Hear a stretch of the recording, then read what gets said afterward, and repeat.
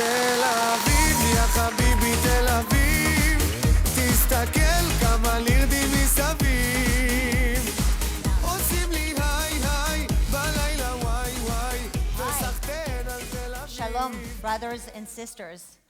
You know, I open this as I look around and I call you brothers and sisters, my community, my family, because that's what you are. You are my community, you are my family, and I think that many of us have felt more like a family most recently. Since October 7th, I haven't missed one Shabbat dinner. I walk up to any one of you guys and I feel like we're related. I look like I've been devoured by a Judaica store, as you could see. And, you know, I think that there's something about our identity and our DNA that the more they attack us, the Jewisher we get. You feel that a little bit? Is that, I mean... And I want to dive into this a little bit. Eve, right? Eve? When Eve introduced me, she talked about what gave me this courage and this muscle for fighting. I'm an American. I was born here, probably like many of you. When I was young, we moved to Israel. When I was about 13 years old, the school took us to Yad Vashem Museum, the Holocaust Museum. Pretty young, much younger than many of you, which is why I don't talk to you like little kids. To me, you're grown up. You have responsibilities and abilities too. So we went to the Holocaust Museum, and I'm not a quiet girl. I don't think I was ever much of a quiet girl, but I was really quiet in that environment. I remember walking through the very dark hallways. Have any of you ever been there? Holocaust? Oh, many of you. So kind of zigzags, 13 years old. I see the pile of luggage and the shoes, the baby shoes, the images of emaciated people, burnt bodies. And I spent this entire time not uttering one word, going through this entire dark exhibit. And at the end of the exhibit, there was a door with a light and a docent standing right by that door. And I asked this docent the question that I think many of you may have asked, and many others who've walked through that exhibit have asked. How could this happen? How could nobody stop such evil? Why didn't people fight? Why didn't they fight sooner and harder? And the docent looked back at me and said, well, young lady, this is the human condition. Most people rely on others to do the fighting for them. And most people don't start fighting until it's too late. Sounds familiar? How many people do you know are waiting for others to do the fighting for them? You see, courage and the courage to fight against evil is like a muscle. We're all born with the muscle of courage. But like any muscle, a muscle needs to be exercised. And if you don't exercise your muscle, then you don't have a strong muscle. And so I concluded at that point in my life that muscle of courage is one that I will make the choice to exercise.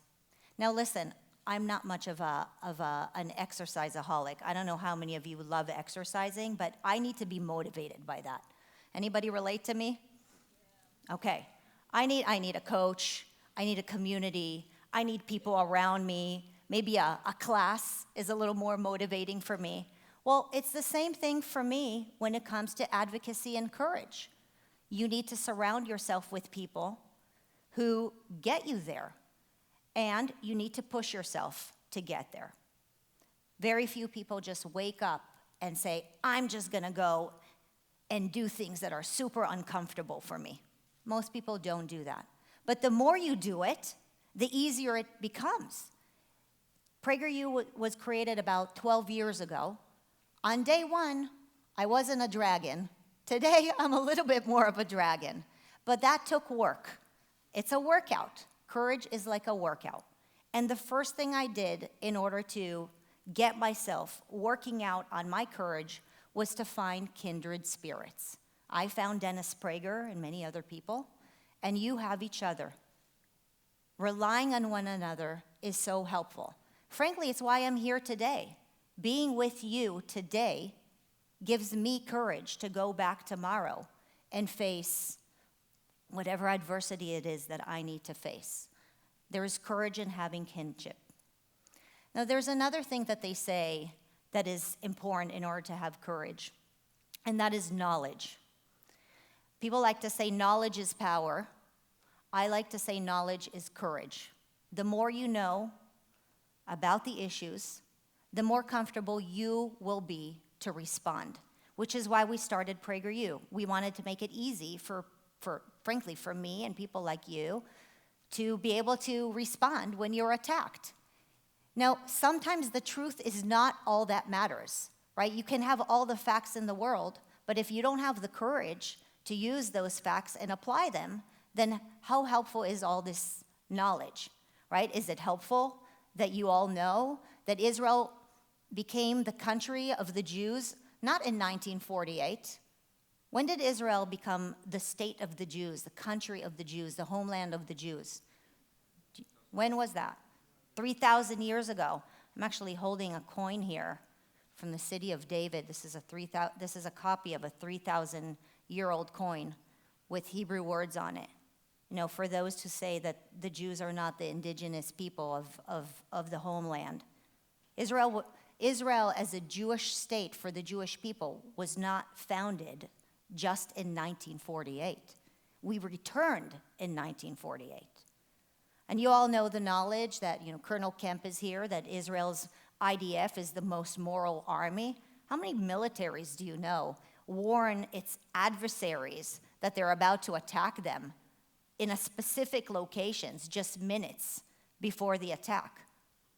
Who would do that if Israel was not a moral army?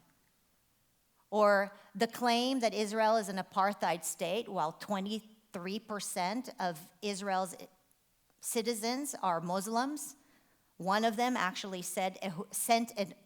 was a judge, a Muslim judge. Do you know this? Do you know that a Muslim judge sent a former prime minister of Israel, Ehud Olmert, to jail? Does that sound like an apartheid state to you? So these facts, which I don't need to stand here and share with you because you can watch our 5-minute videos, are there for you to use.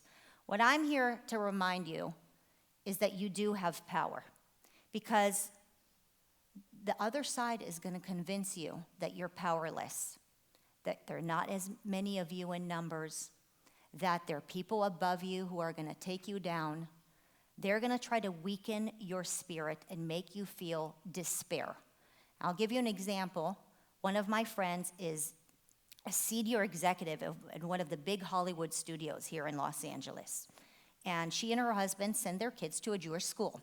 And this Jewish school did not think that it was fit to announce to its community that October 7th was in fact a horrible day and was a massacre. They said they didn't want to ruffle any feathers. This is a Jewish school. The Jewish school didn't want to ruffle any feathers by condemning Hamas. And so my friend, this senior executive, Berkeley graduate, wrote a letter to the head of the school. And the head of the school read the letter and said, "Yeah, thank you very much. I received your letter," and did nothing about it. And so we sat down at dinner last week. I said to her, "Whatever happened with this pretty significant issue?" "Well, we don't feel like we have any more power to do anything." You don't have any more power to do anything? No. God gave every single person in this room, every eye I am looking at, has power. You all have power. Your power was given to you by God. The question is, how do you exercise your power? And that is a choice that you make, not somebody outside of you. Are you a great orator? Are you really good at building relationships? Do you have a position in your school? Are you able to run for school board? You have power. Are you too afraid to use it? Are you too lazy or distracted? Is social shame something that worries you, and that is how they're going to take away your power? Are you afraid of being labeled a white wing extremist, Christian nationalist Barbie? That's the label they put on me, which by the end of the time that we're going to spend together, I know you're going to realize is not true. Are you afraid of labels controlled by others, used to control you? Are you willing to give up your God-given powers and not use your God-given powers because you are so afraid of being labeled with a lie? You see, you do have power, but you also have choice. And do you use that choice to use your power? Because you have power. And if anybody tells you that you don't have power, you should know that they're lying and they're trying to squish you. Don't let that happen. I want to add one more note before I share a very personal story.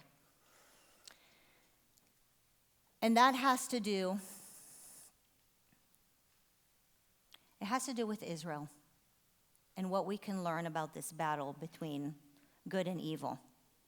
You see, we live here in the United States of America, and Israel feels like such a place that is so far away. And so why are we so consumed by what is happening there? I actually came to the realization of why Israel and the defense of Israel is so important, not just to Jews, but to all Americans after October 7th. And what made me realize this was a letter that I received from my mother's cousin. My mom is, by the way, with me today.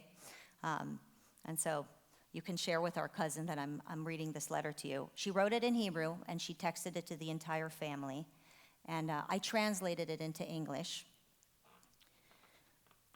And I'm going to read it to you. This is my third time reading it, so hopefully I have a little more ability to not burst into tears.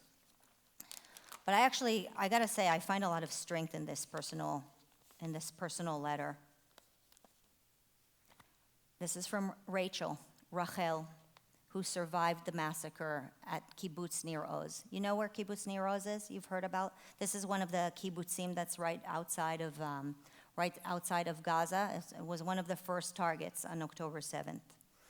To my beloved family, I'm writing to let you know that I and my 2 granddaughters are alive.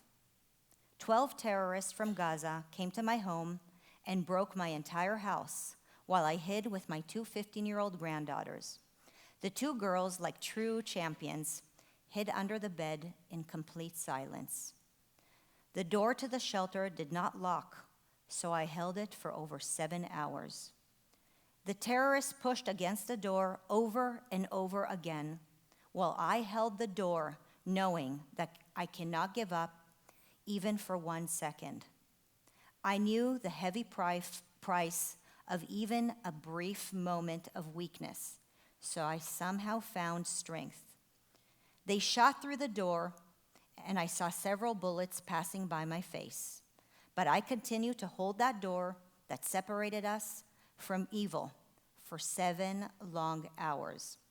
Finally, when the IDF came to rescue us, we walked out of the shelter and we saw light. I saw my granddaughters were safe. My house was destroyed, but we persevered and survived.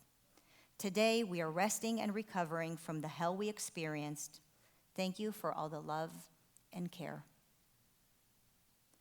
What did I learn from Rachel? I learned from Rachel that we're strong, that we're resilient, that we're stronger than we think we are. And then Israel for us is like that door. You know how she held onto that door not knowing if she could do it? But she knew that on the other side of it, there is such evil. Well, that is what Israel is to the world. You see how people here in the United States of America have this moral confusion on whether it's okay to rape a woman. There's this moral confusion on whether it's okay to behead babies or to murder people. This moral confusion is what Israel is trying to settle for the world. If you're morally confused about Israel and you can't see where evil lies, then you're on the other side of that door. Because you have to understand how morally bankrupt a person needs to be to celebrate the beheading of babies, or the fact that there are still hostages that are being held for 3 months under horrible conditions. Do you see how Israel is that door? Do you see how relevant that is for not just Jews, but the entire community? What happens if we live in a world where this moral equivalency becomes this moral relativism of inability to compute what's evil and what's good? That's why we hold on to this door that may feel like sometimes is too hard for us to hold on to. Because we know something really important. And this is something I learned from a Christian friend of mine. He said to me, Marissa, the Christians believe that the Jews are the apple of God's eye. We're all God's children. The Jews, as the apple of God's eye, are the symbol of how evil cannot attack God. But if evil cannot attack God, and if evil cannot attack God's beloved child, evil will attack the Jews. Do you see that as the apple of God's eye? I'm a parent. I have 3 kids. You guys, God willing, have parents in your life. What hurts your parents when you're hurting? What hurts God when we're hurting? And so evil knows that when we are attacked, God is in pain, and that is the way to hurt God. But we also know that God is on our side, and we have resilience. How did Rachel, an 80-year-old woman, hold on to a door for 7 hours? How are the Jews coming together feeling stronger than ever before, walking around like a Judaica store? How are you all here? How are we gaining strength in our faith through this evil that has happened to us? How are we becoming more resilient? How is it that the Jewish people have been attacked for so many years? You had the Persians, you had the Assyrian Greeks, you had the Ottomans, you had Hamas, Hezbollah, everybody. Just go to Israel and look at the layers of the number of people who have come and gone and tried to take us down. And what do you learn from all these layers? We're still here standing. You learn that Jewish resilience. You learn what God's children can do when we're attacked. That's you. That's you. You're stronger than you think you are, and you have that power. And don't let anybody take that away from you.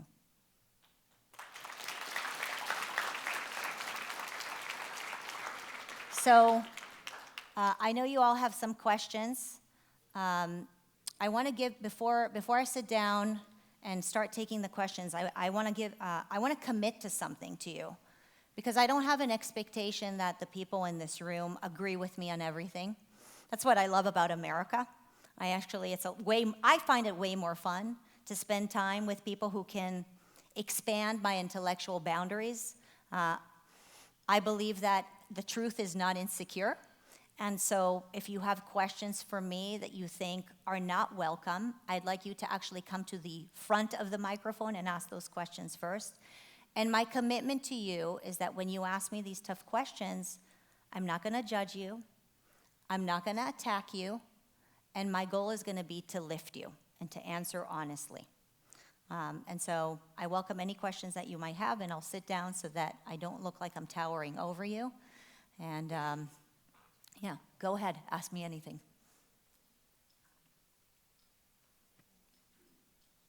I know I'm scary, but once you get to know me, you'll see that it's just the eyebrows and the eyelashes, and that's about it. Hi, I'm Naomi from Charlotte. I just wanted to know, how can we support Israel but also wanting to support Gazans and like having that balance? It's a great question. I think that what we need to focus on is the good versus evil that I brought up. And the people who are living in Gaza have been suffering tremendously before October 7th. And that is not because Israel has chosen to cause them to suffer, but it's because they have a government that does not allow for any sort of dissent. And the best way to support Gazans, Muslims in that area, or in the West Bank as well, is to get rid of Hamas and the Islamist extremists, because not all Muslims have to be Islamist extremists, but Hamas is a Muslim extremist group, and it has no tolerance for any sort of dissent. And, effectively, Israel is fighting a war for Israel, but it's also fighting a war for the Palestinians who are being used as cannon fodder. And so, they have an oppressive government, and we need to help them get rid of it so that they can live freely. I hope I answered your question. Yeah, I just was wondering, when I say that, I mean more of, I can be a pro-Zionist and also kind of agree with some of the things, like wanting humanitarian aid for Gaza, just not the way that the pro-Palestinian movement wants it. And so, how can I make it clear that while I am very very Zionist, that I also want that relief for Gazans? That's my answer. My answer is humanity, right? And so, how do you help the Gazans? You got to get rid of the bad guy. The bad guy is Hamas. The moment they're out, they're going to get all the aid. It's not that people are not sending them aid. Gaza could have been the Singapore of the Middle East. It could have been the Singapore of the Mediterranean. The location is incredible. The problem is all the aid, all the money that is sent there is not used to helping Gazans. And Hamas admits that the number one issue of their charter is to annihilate the Jews from the river to the sea. So the best way to help them is to take the problem away, which is Hamas and its extremism. Thank you. Okay, thank you. Hello, I am Max from Los Angeles. Hey, Max. I'm an alum. I'm actually at UCLA. I've seen some of the Palestine protests. I know what they say. They're very outward about saying, since the Israelis oppress the Palestinians are completely justified in doing whatever they want to the Israelis. They say all the attacks completely justified, all the horrors are okay. Clearly, this is a warped worldview. They believe in an evil set of morality, but it's not illegal to be evil. It's not illegal to hold these moral views. What can we do about it? You asked the question of freedom of speech, right? We have to be mindful of whether it's a matter of freedom of speech, or is it dangerous speech? You can't go into a theater and start screaming fire, fire, right? So not everything is a matter of freedom of speech. There could be speech that actually leads to real death and real violence.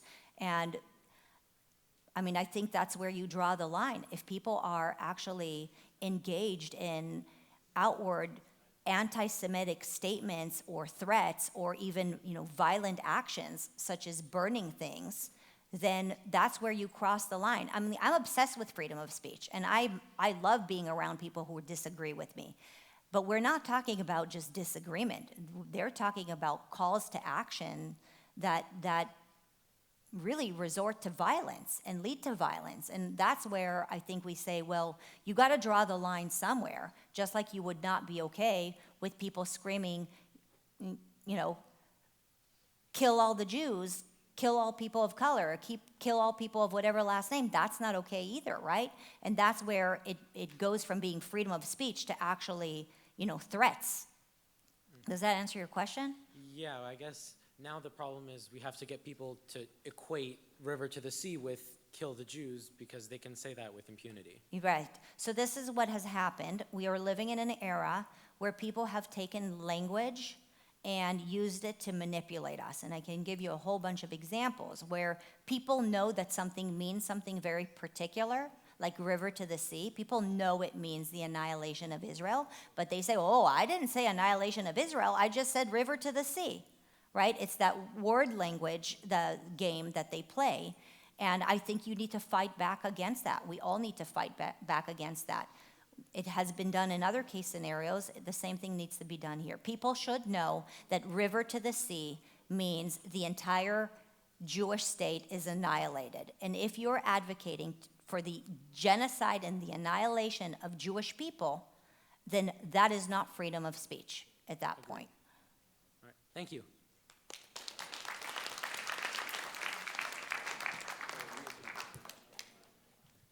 Hi, I'm Leah. I'm from the Bay Area. I have a question that's actually not related to Israel. So basically PragerU focuses on education, and I know that you're all for freedom of speech. So I was wondering, what is your opinion on books being banned in schools? I've heard that Florida has banned some books related to the Holocaust, and I was just wondering what you think about that. Okay, so book banning. First of all, the first thing you should know as a citizen of America and of the world, that not everything you will hear about in the news is the truth. Now, you might already know that, but I just want to remind you of that. I personally work with the Department of Education in Florida. We have a partnership with them. Much of PragerU curriculum talks and teaches about both the Holocaust and Israel's right to exist. So the idea that Florida is not allowing the teaching of the Holocaust is an absolute lie. And you should be upset when you're being lied to, because it's manipulative and it's wrong and it is a lie. And I can show you our content that is actually in schools. Now, back to the question of book banning in general. I am for certain book banning for children in schools, and let me explain why. I have an 11-year-old and I have a 9-year-old. And there are books out there that are being placed in classrooms that are outright pornographic. It's drawings of genitalia, and not in a way where it's like anatomy. The drawings are of humans. Can I say the word hooking up in front of you guys? Of people literally fornicating and hooking up. As a mom, I am horrified by the idea. Picture this, a male teacher showing my little daughter Olivia, who's 9, or my little son, who's 11, a picture of 2 men hooking up, nude. It's pornography. There's one specifically called queer, what's it called? Queer, gender queer. Actually, I picked it up. I picked one of them from Milken recently. So there's Rick and Melissa, for a literacy book produced by Scholastic that basically walks children, 4th and 5th grade children, through the story of a child who is transitioning. Now, if a family at home wants to get a book that discusses with their children something like that, that's one thing. But for a stranger or a teacher who comes in and out of my child's life with another 20-something kids in the same room, I frankly think it's inappropriate. I used to be a teacher myself. I taught every grade, K through 8th grade. I didn't feel prepared to talk to 4th graders about sexuality, and I didn't feel like it would be appropriate to do it in front of other kids in the classroom. So at a certain point, I believe that certain things should not be appropriate for little kids. And I would also say, are you familiar with movies that are rated PG-13 and PG? Do you think that movies should no longer be rated either? Should a child just be able to watch any movie that's published? Should we remove the ratings from movies? Or should any child just watch anything? I would say that any logical person would say, of course we should rate these movies. So why wouldn't books and libraries in school be rated? And so if you call the rating a book banning because a parent doesn't want an adult child to be speaking, an adult teacher to be speaking to their children about these kinds of sexual pornographic issues, I mean, I don't think there's any issue with protecting children. I know I'm not speaking to you guys like children, because you're not.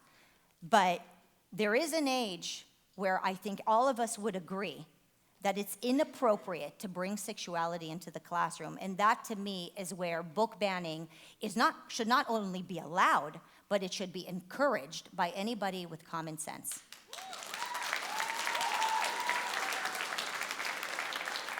Thank you. Okay, good. Marissa, over here, but no microphone, so. Speak up. Actually, two things. One, I know you had something to say over there, and I would encourage you to get in line and say something because the whole point of these discussions or something that is said doesn't sit well with you. Say it. Obviously speak up about it. So I would encourage you to step in a line and say something. To you specifically. So I had sympathies with what one of the young ladies who spoke about the situation in Gaza was saying and how humanitarian aid in Gaza is important.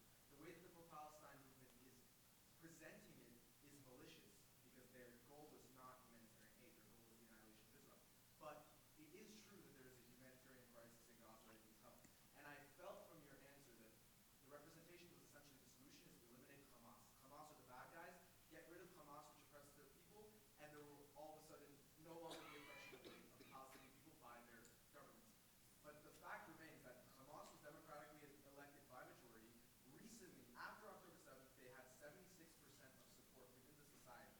So presenting Hamas as a fringe radical extremist group I don't think it would solve the problem to get rid of Hamas. I don't think Hamas is the core of the issue. I think they're a product of the issue, and the issue lies deep within Palestinian society.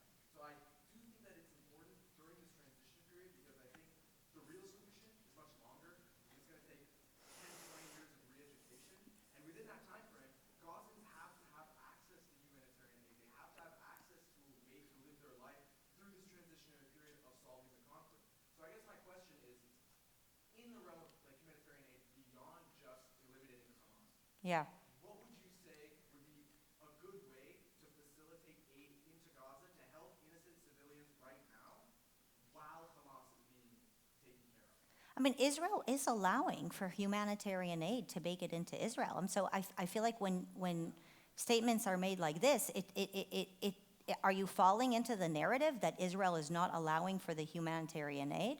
Like, y'all know that Israel has allowed the humanitarian aid to be brought into Gaza.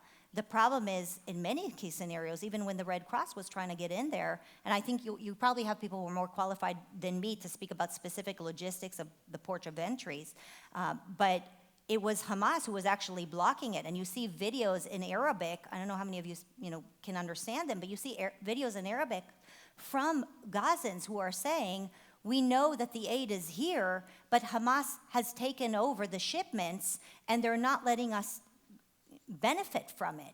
So what can Israel do? Look, Israel is not a magician, right? What could it do more than what it's already doing? But I don't disagree with you. And I don't disagree that part of the problem is that they have elected Hamas democratically. It is true.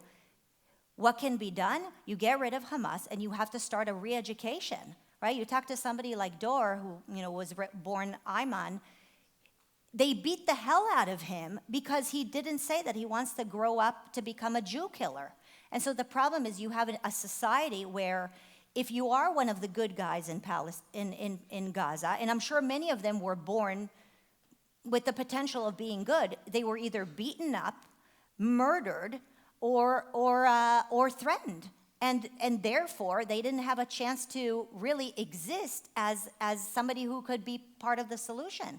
But it's not to say that with the next generation it can't be done. I mean, look at Nazi Germany, right? In Nazi Germany, there was a re-education. But how did you get to the point of being able to do a re-education? The Allies in the United States had to go in there and use excessive force, not proportionate force, but excessive force, and win the war, eradicate the Nazis, and start a re-education. But if we dance back and forth and say, well, we're afraid to use excessive force, we're afraid to, attack, okay, then we're going to keep meandering forever, and you'll keep having the same problem.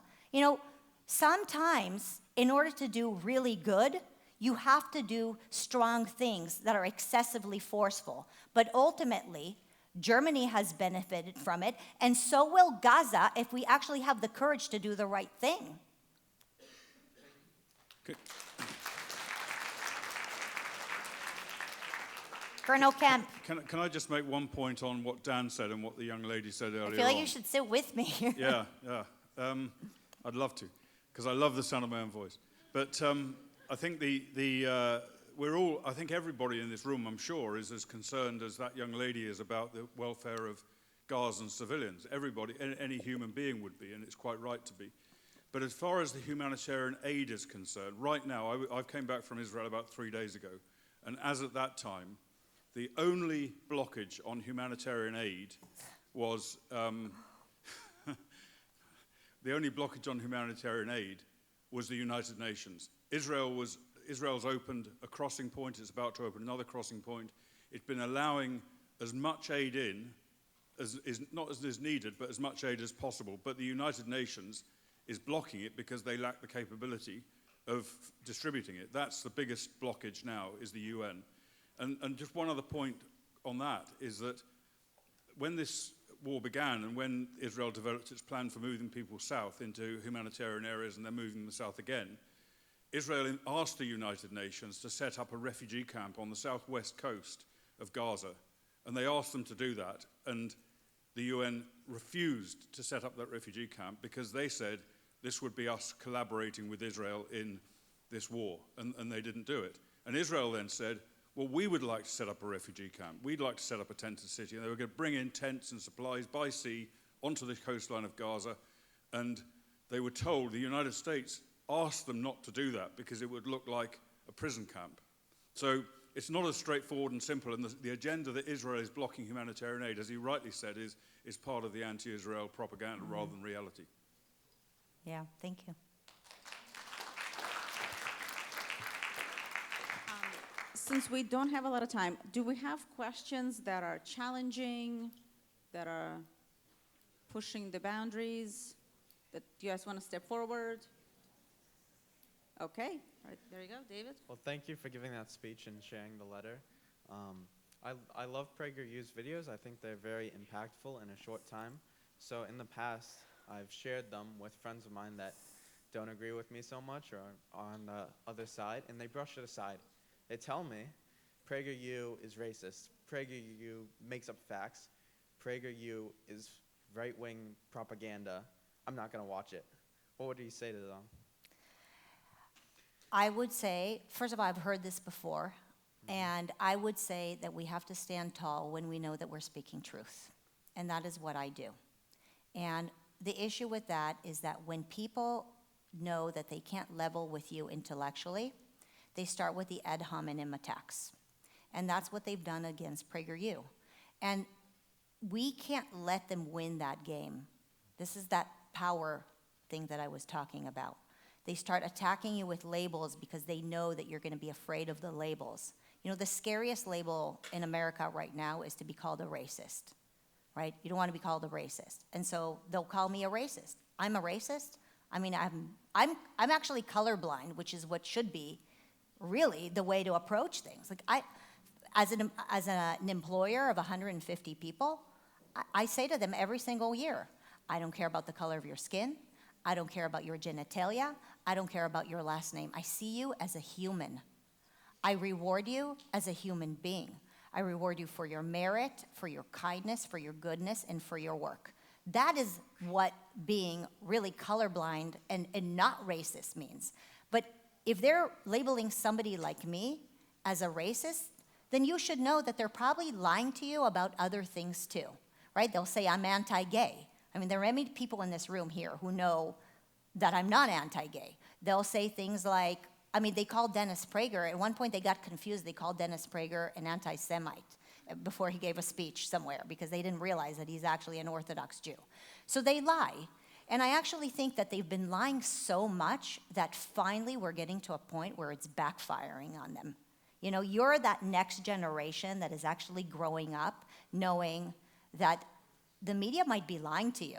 Remember when I looked at one of your friends here and I said, do you know that sometimes the media lies to you? And everybody was like, hell yeah. Well, I'll tell you that 20 years ago, if you said to somebody, do you know that that box that you're watching on the news might be lying to you? People would be like, now, I believe the experts, right?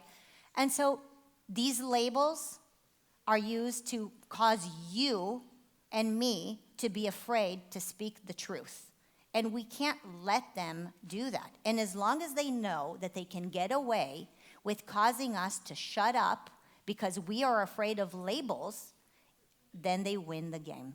And we will start winning the game when we fearlessly push against all of this nonsense. And when somebody says to you, PragerU is a right-wing extremist, or whatever it is, you say to them, I personally met the CEO of PragerU, and she's not an extremist.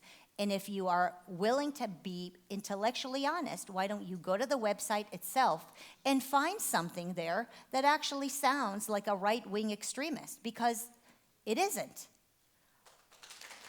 Thank you. I kind of want to call on you, even though it's this side, because I know you wanted to confront me on something. So is it okay if I okay. Okay, so I completely agree with everything that you've said so far. I really enjoyed your presentation. The only thing that didn't sit right with me was when we were talking about the banned books. I'm not trying to start an argument or anything. I just wanted to state my personal, like, what I believe and stuff that I've had experience with. So the book Genderqueer, I have read it. It is a very good graphic novel. But it is specifically rated maturely because it has sexual elements and like elements of self-harm and stuff that should not be for children, right?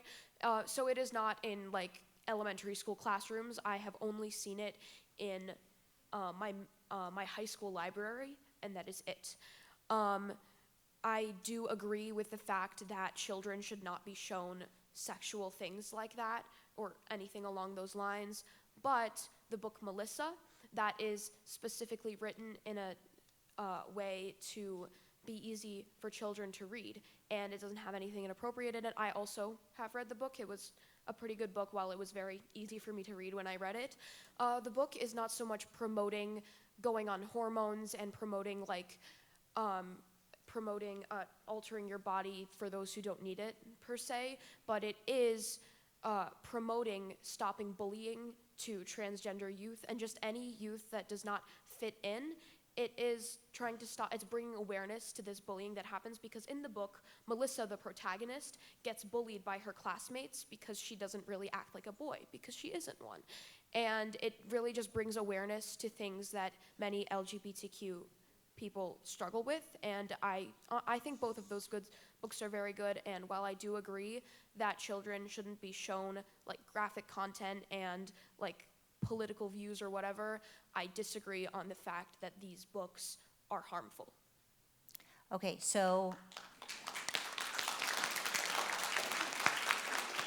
I know that you had a personal experience that maybe you found the Genderqueer book when you were in high school, but I don't know if you've run an extensive research, as I and my team have, where we have found these books as part of literacy curriculum in schools, and not just for upper grades or optional. It was actually part of curriculum, and that is what I mean by it being highly inappropriate. If you and your parents decide to get a book that the two of you, find is a fit for your family, that's one thing.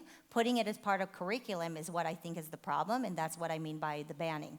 As far as the book Melissa, that is a book that is recommended for 5th graders. Now, do you know how old a 5th grader is? 11 years old.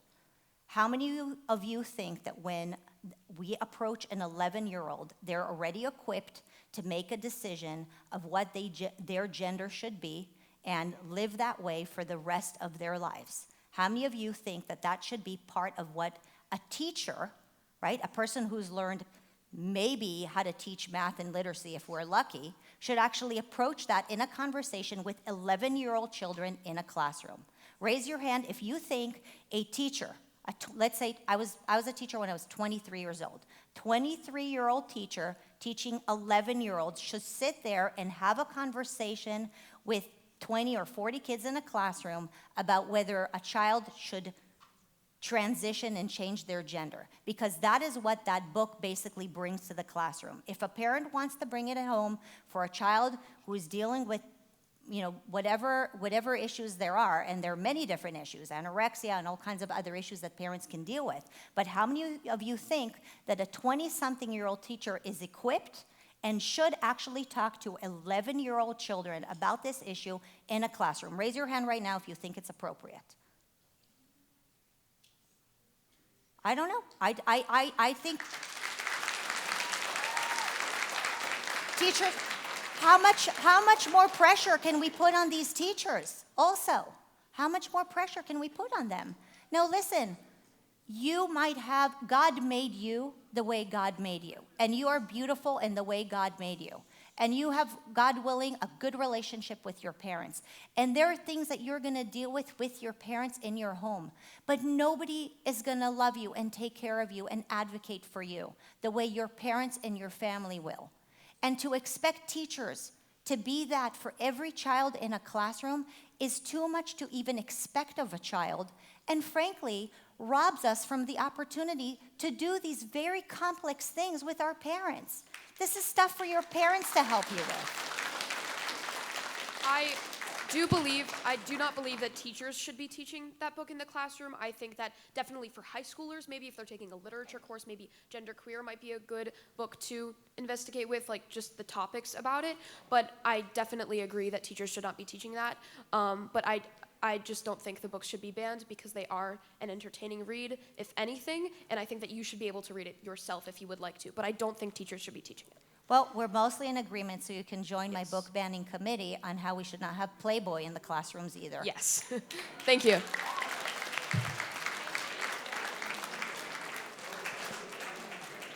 Somebody needs to signal. I can do this all day, you know. This is better than video games. It's this or Fortnite for me, so I'd rather do this.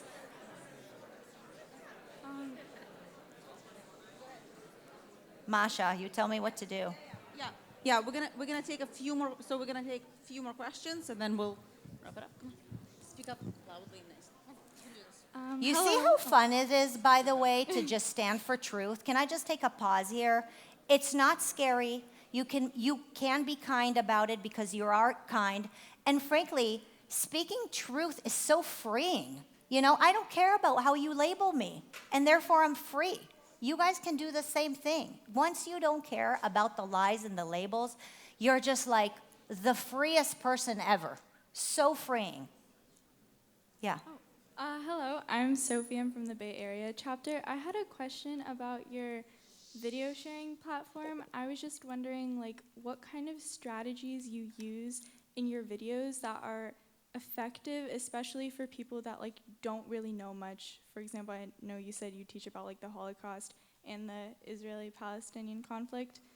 I was wondering what kind of effective strategies you use for people who don't know much or people who want to learn more information. So generally when we make content, we try not to phone book people. We try not to put too much information into one piece of content. You know, we find that when people are getting an overload of information, like a barrage of information, it's really hard to retain. So what we try to do is figure out what the topic is that we want to cover, and specifically that nugget, and we drive that message home so we don't overload people. So I'd say that that's one of the strategies. And the other thing is, every content we make sure that we share it with as many people as possible. When we started PragerU, I used to say, what's the point of buying a fancy car and not putting any gasoline in it and never driving it around? And so when I put effort into something, I try to make sure that it's seen. That's why we have millions and millions of views, is because we focus double the amount of effort on marketing from how much we put into production. Does that answer your question somewhat? Yeah. Thank you.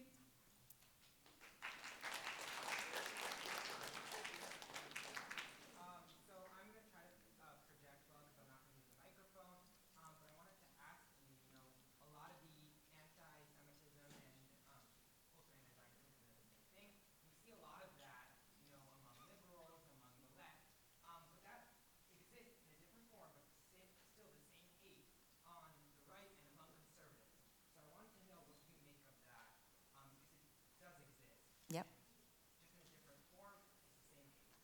Yes. So, it's interesting.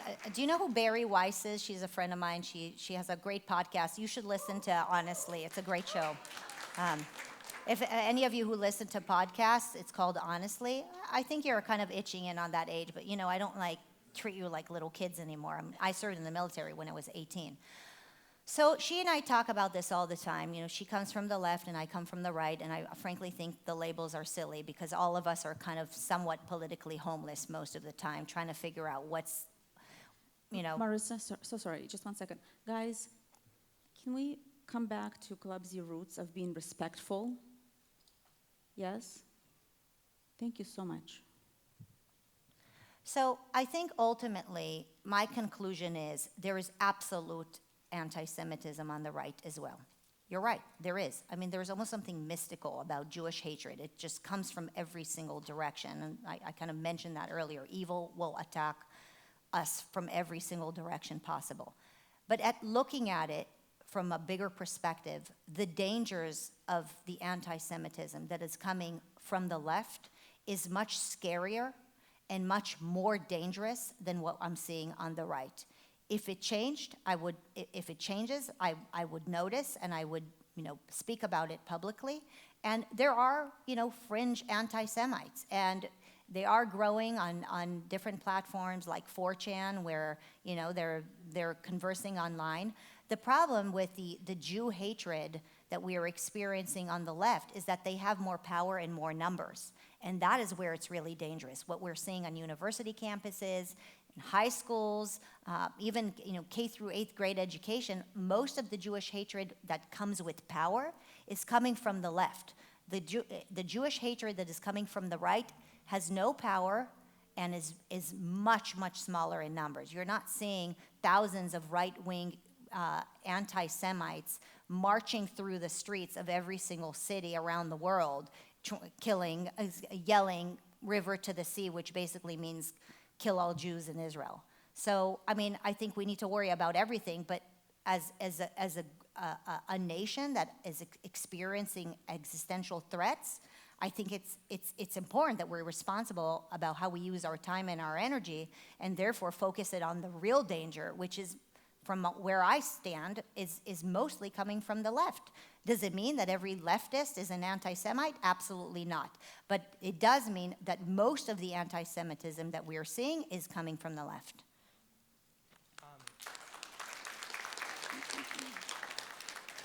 Don't clap if you don't agree. I don't feel like you need to be like, I wanted to thank you for your answer, and I just wanted to add one thing, that personally, I don't even know why supporting Israel shouldn't, that to me in my head should be a liberal value. That idea, liberal has become so misconstrued, but personally, that's what I think. So I want to say thank you for answering my question. Thank you.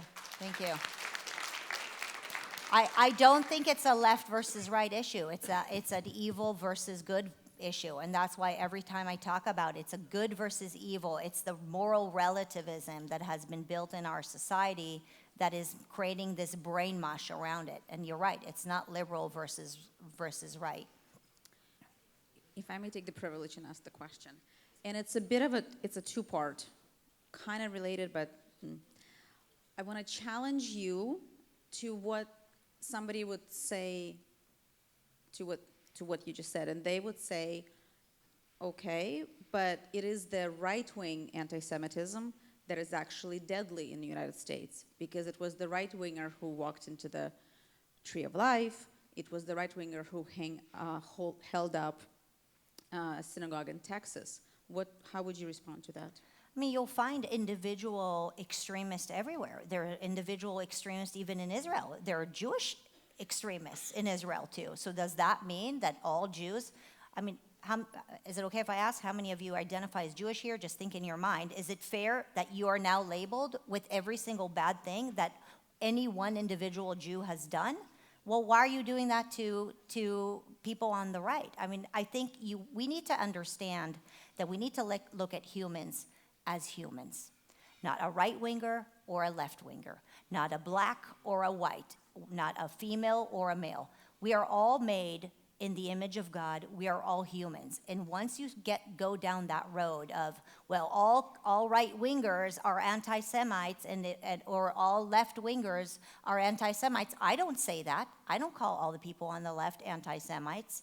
I think it's very easy for people to just point fingers and say, because that one guy is a bad guy, all of the people who come from that same background are therefore bad guys. Are you willing to wear that kind of claim against you too?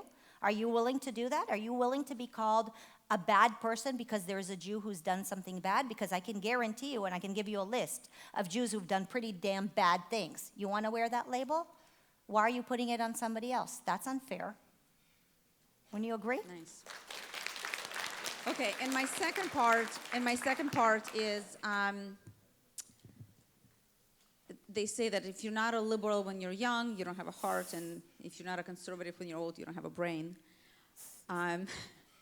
So, I was once a Democrat, very liberal, and then I found home more on a centrist, conservatives-ish, and I was really disheartened to see that there are conservatives who wrap themselves in America. I'm a proudly, deeply American patriot, and I'm, of course, a very proud Zionist. So it's just painful to see what has happened, that we have very much big names, leading names in the conservative movement who are espousing very problematic statements. How do you explain this? Okay, so there are two things that I want to react to. This idea that you mature and once you're older you become a conservative, which how about we do this? Instead of deciding what label we are and then and then finding what are the values that are connected to that label, we figure out what are the values that we stand for and then figure out where we belong most. Wouldn't that make more sense? Figure out what your values, what you believe in, and what you stand for. And then once you figure those things out, sort them from most important to least important. Because I'll tell you, you're not going to find a party that you're going to agree on 100%. I've been married for 13 years, and my husband and I don't agree on everything 100%. Hey, I don't agree with myself 100% sometimes too, right? I change my mind. So my advice is figure out what you stand for, what makes sense to you, what you believe in. Do you believe in merit? Do you believe in colorblindness? What do you believe in, right? What are these things, these issues that you believe in? And write them down in order of most important, really, to least important. And try to undo whatever brainwashing you've gone through. Really dive into that. And once you're done with that, then figure out what is the label that is the best fit for it? Because everybody's going backwards. They're saying, well, I want to be identified as a conservative or I want to be identified as a progressive, and then they go maybe learn about what the issues that support those things. Most people don't even bother doing that. So that's one piece of the question. You might find yourself on completely the other side of the political spectrum once you dive into what actually supports your values. If you're referring to people who have now been labeled anti-Semites who happen to be conservative, my answer is, we're probably thinking about Candace Owens. So let me just, the elephant in the room. Candace Owens is not an anti-Semite. I know her personally. I've known her for many years. Is Candace Owens probably fed up of being attacked all the time? Probably. I have seen Candace Owens from being the most pro-Israel person in my community. She went to the opening of the embassy in Jerusalem. We have spoken in many pro-Jewish Zionistic events together. And no matter how much she did for us as Jews, the ADL kept attacking her publicly for being a right-wing extremist, for supporting Trump. They would call her an anti-Semite, even though she was not an anti-Semite. Imagine every single month, Jews calling you an anti-Semite, even though you're not an anti-Semite. That's what she experienced. That's what she experienced. So eventually, is it surprising that she just bursted? I don't know. I don't know if I'm surprised. Now, am I condoning her behavior, and am I condoning her kerfuffle with Ben? No, I'm not condoning it. Do I think that it was handled in the best way possible? No, I don't think it was handled the best way possible. Do I wish that she said things differently? Absolutely, I wish she said things differently. You know what else I wish? I wish we didn't drive her to that position too. I really do wish I did that. I wish we all did that. I wish we didn't label her an anti-Semite when she stood for Israel, because the Jewish community did that to her. They were so focused on attacking Trump that they didn't realize that attacking her and calling her an anti-Semite was wrong, and it was wrong. And it's wrong to attack people who are not anti-Semites because you rob that word of its true meaning. If you call anybody an anti-Semite who's not an anti-Semite, guess what happens to that word? It becomes meaningless. We need to be careful with words. We need to be very, very careful with words. And there's a lesson to learn in this, an important lesson. Don't use words that you don't actually mean. Don't call Israel an apartheid state, because Israel is not an apartheid state. Now you rob the word apartheid of its true meaning. Don't call somebody an anti-Semite if they're not really an anti-Semite, until you know they really are, because that word has lost its meaning, partially because of us. All right, thank you very much. Ladies and gentlemen, Marissa Streit.